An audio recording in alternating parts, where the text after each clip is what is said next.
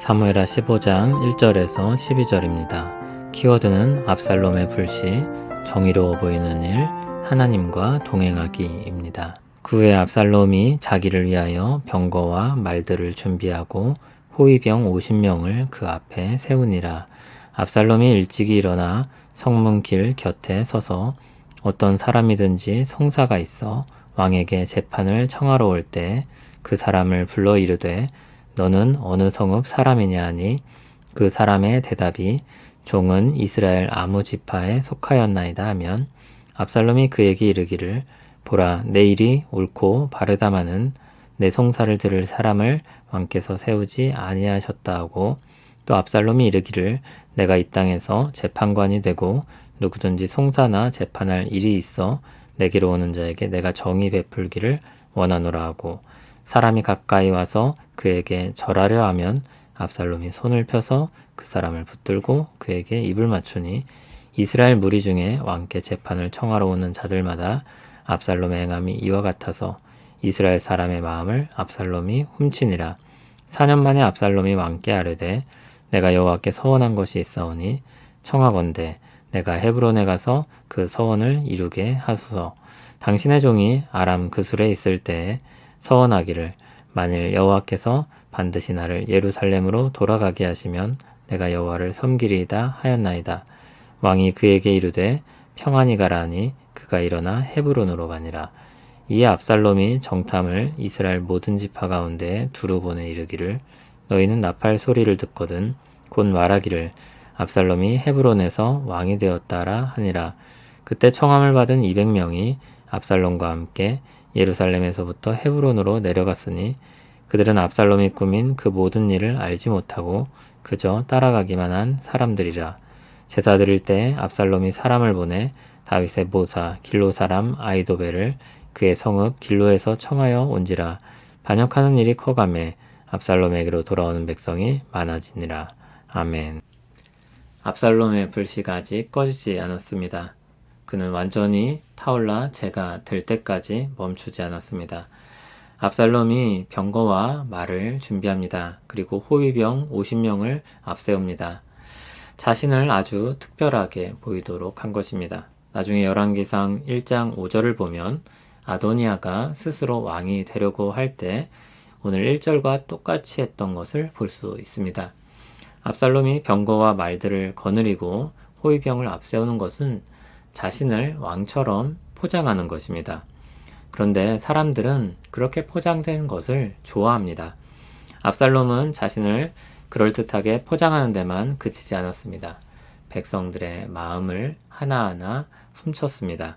2절을 보면 압살롬은 아주 일찍 성문으로 출근합니다. 거기서 왕에게 송사를 하러 오는 사람들을 붙잡습니다.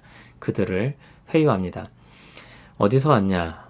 무슨 일이냐? 나는 내 편이다. 그런데 왕은 내 말을 듣지 않을 것이다. 대신 내가 너의 정의를 실현해 주겠다. 사람들은 마음이 녹습니다. 그래서 절을 하려고 하면 그를 잡아 일으키면서 아주 따뜻하게 맞아주는 것입니다. 얼굴도 잘생겼고 키도 크고 머리카락도 아름답습니다. 아마 목소리도 좋았을 것입니다. 그런 사람이 호위병까지 거느리고 있습니다. 신분은 왕자입니다. 아주 사람들의 마음을 빼앗기 좋은 것입니다. 6절을 보면 압살롬이 이스라엘 사람들의 마음을 훔쳤다고 했습니다. 그리고 7절을 보면 얼마가 흘렀습니까? 4년이 지납니다. 압살롬은 정말 무서운 사람입니다. 자기 계획을 이루도록 기다릴 줄 아는 사람입니다. 암논을 죽이기 위해선 2년을 기다렸습니다. 왕위를 빼앗기 위해서 4년을 기다립니다. 똑똑하고 리더십 있고 기다릴 줄도 압니다. 압살롬이 왕에게 가서 청원을 하나 합니다. 자신이 서원한 것이 있었는데 헤브론에 가서 그것을 마무리 짓겠다는 것입니다. 그술에 피신했을 때 예루살렘으로 돌아오게 하시면 하나님을 섬기겠다는 것입니다. 거절할 이유가 없습니다. 다윗은 허락합니다. 그러나 압살롬은 서원한 것이 없었고 헤브론으로 가서 자신이 왕이 되고자 한 것입니다. 그는 조용히 발빠르게 움직이는 사람들을 온 이스라엘 곳곳으로 보냈습니다. 나팔 소리가 나면 압살롬이 헤브론에서 왕이 되었다고 외치고 소문을 퍼뜨리겠습니다. 이미 사람들의 마음을 훔쳐 지지 세력을 갖춘 뒤에 대대적으로 정치적인 선전을 하는 것입니다. 11절을 보면 헤브론의 청함을 받은 사람이 200명이었습니다. 반역을 위해 부른 것인 줄 몰랐지만 압살롬을 지지하며 따라 나섰던 사람들입니다. 그들은 압살롬의 입지를 선전하는 도구로 쓰이게 됩니다. 12절을 보면 유명인사였던 아이도벨도 청에 불러들였습니다. 그리고 하나님 앞에 제사를 드리는 것입니다. 구색을 다 갖췄습니다. 12절 뒷부분을 보면 반역하는 일이 커가며 압살롬에게로 돌아오는 백성이 많아지니라고 기록합니다. 이 일은 반역이었고 그 일은 성공적이었으며 점점 커져가고 있었습니다. 압살롬 편에서 한번 생각해 보시기 바랍니다. 압살롬은 친여동생이 큰 아픔을 당하게 되었습니다. 그런데 다윗이 아무런 조치도 하지 않았습니다. 그래서 자신이 정의로운 복수를 행한 것입니다. 그러나 법적인 문제가 있다는 것을 알았기 때문에 도망칠 수밖에 없었습니다. 3년이 흘렀습니다. 요압을 통해서 집으로 돌아오게 됩니다. 그러나 다윗이 자신을 대면하지 않습니다. 다윗은 압살롬에게 무능한 왕이자 미운 아버지였습니다. 분노가 일어났습니다. 하지만 압살롬은 충동적으로 행동하지 않았습니다. 그가 생각하기에 이 부조리한 상황을 하지만 그냥 내버려 둘 수는 없었습니다. 다윗의 통치는 실패했고 희망이 없었습니다.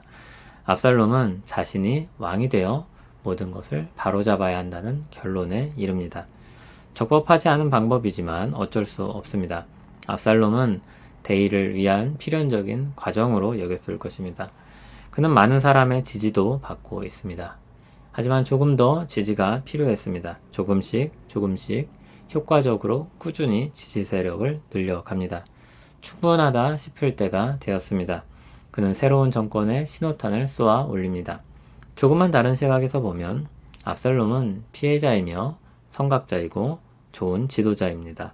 그러나 하나님 기준에서 보면 압살롬은 범죄에 범죄를 쌓아가고 있습니다.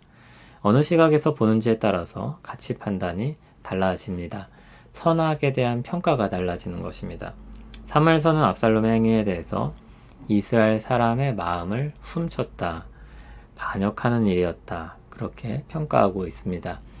압살롬의 행위는 그럴듯해 보이지만 보기에 따라선 정의로워 보일 수도 있지만 하나님 편에서 볼 때 그것은 악한 일이었습니다. 압살롬은 탁월한 리더십을 갖추고 있었습니다. 그는 대중의 마음을 잘 알았습니다. 종교가 가진 힘도 알고 있었습니다.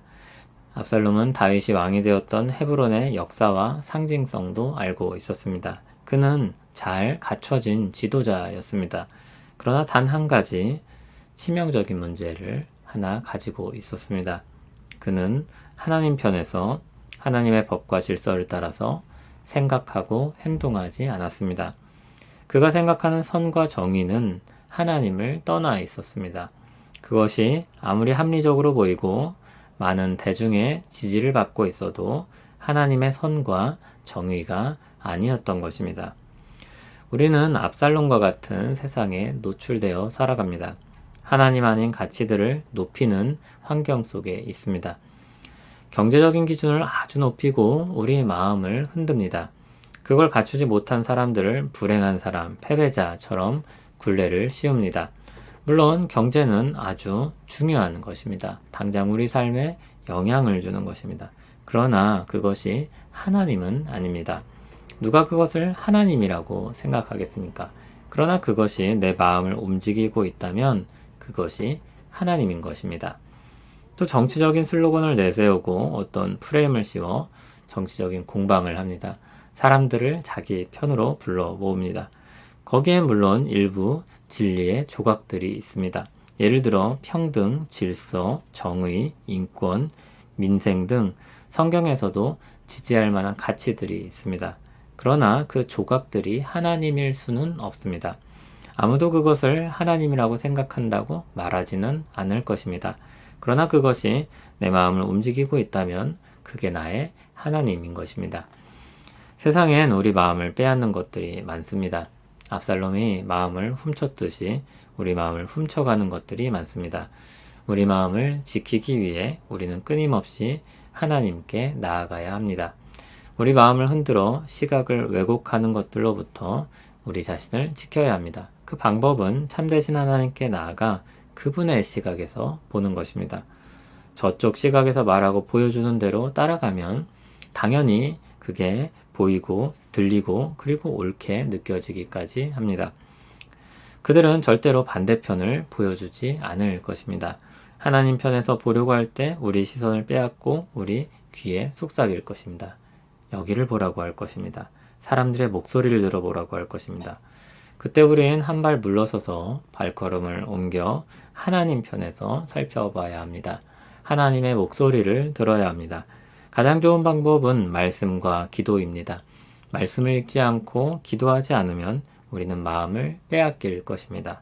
하지만 빼앗긴지도 모른 채 살아갈 것입니다.